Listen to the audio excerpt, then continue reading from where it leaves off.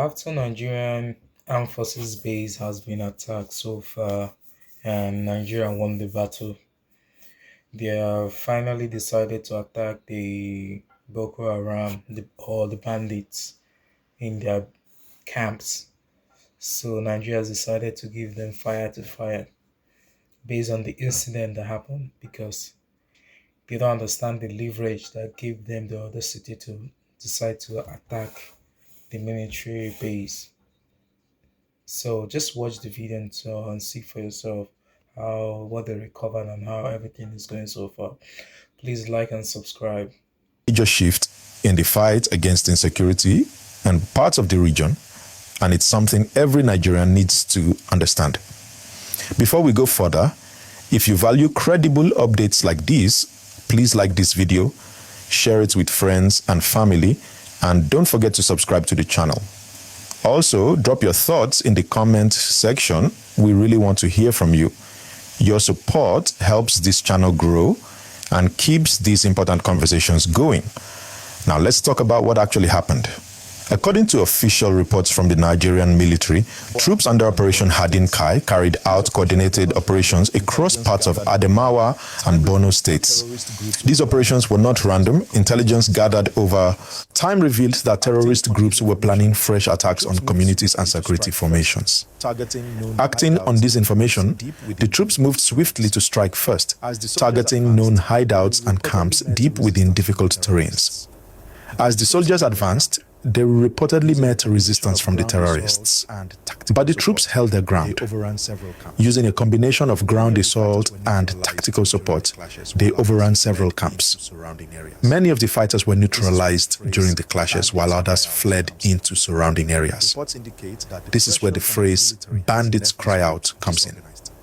Reports indicate that the pressure from the military has left these groups disorganized, struggling to regroup, and unable to carry out large-scale attacks as before.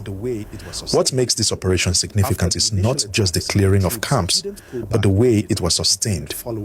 After the initial attacks, the troops didn't pull back immediately. They continued follow-up operations, tracking fleeing fighters and destroying remaining hideouts.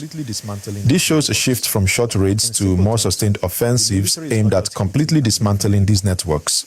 In simple terms, the military is not just hitting and leaving anymore. They are staying longer, making sure these areas are secured before moving on. This is important because in the past, some terrorists would return to the same locations after troops withdrew. But with these sustained operations, that pattern is being disrupted. Reports also suggest that several weapons, ammunition, and supplies were recovered from the camps. These items are believed to have been meant for future attacks on nearby communities. So by seizing them, the troops may have prevented potential tragedies. While exact numbers are not always released immediately, military sources say the losses inflicted on the terrorists were significant. Now, why does all this matter to you and me? It matters because insecurity in one part of the country affects everyone. When communities in the northeast are attacked, people are displaced, businesses shut down, food production drops, and the economy suffers. It also puts pressure on government resources that could have been used for development. So when the troops successfully clear these camps, it creates room for normal life to slowly return.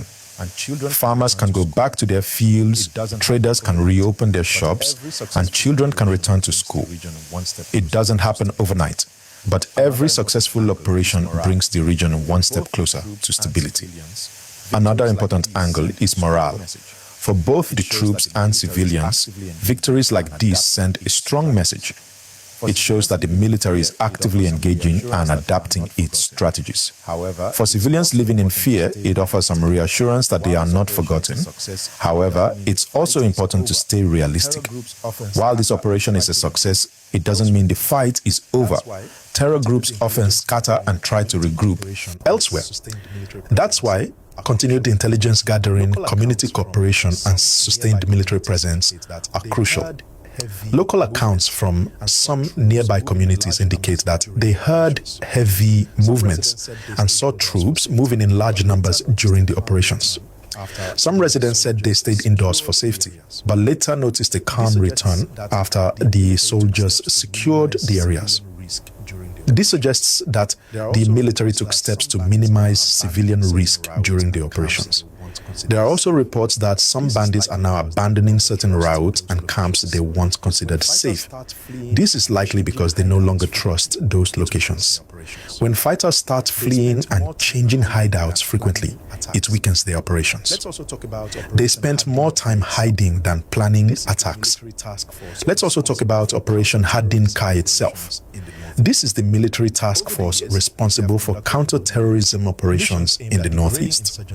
Over the years, they have conducted numerous missions aimed at degrading insurgent capabilities. This latest operation shows a continued commitment to that goal. Observers say the improved use of intelligence and coordination between different units played a key role in this success. When troops know exactly where to go and what to expect, it reduces risks and increases effectiveness. But we must remember that security is not just about military action. Long-term peace also depends on addressing the root causes of insurgency, like poverty, unemployment, and lack of education.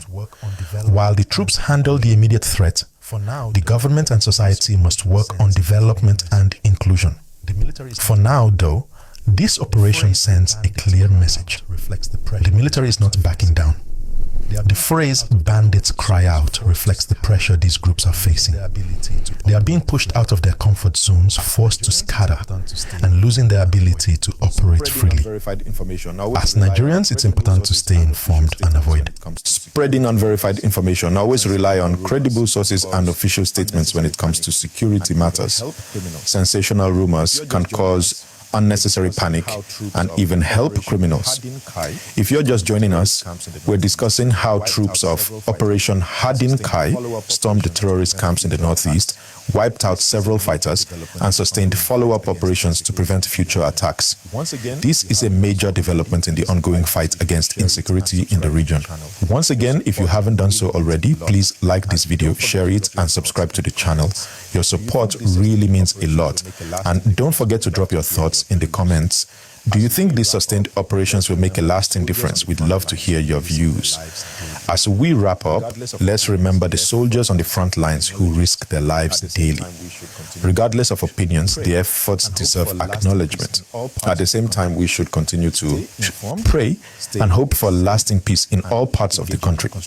Stay informed, stay safe, and keep engaging in constructive conversations about our nation's future. Thank you for watching, and I'll see you in the next update. Beyond the immediate battlefield success, this operation also highlights how security strategies are evolving. In the past, many people criticized the military for reacting only after attacks happened. But this time, reports indicate the troops acted based on intelligence, striking before terrorists could carry out their plans. That shift from reactive to proactive operations is very important. It shows better coordination between intelligence agencies and soldiers on the ground. Sources say some of the camps that were destroyed had been used for training new recruits and storing supplies. This means the operation didn't just affect fighters currently active, it also disrupted their future plans. When training grounds are destroyed, it slows down recruitment and weakens their long-term capacity to cause harm. Another thing to note is the terrain. Parts of the Northeast have very difficult landscapes, including forests and remote areas that make it easy for criminals to hide. Conducting operations in such places is not easy. It requires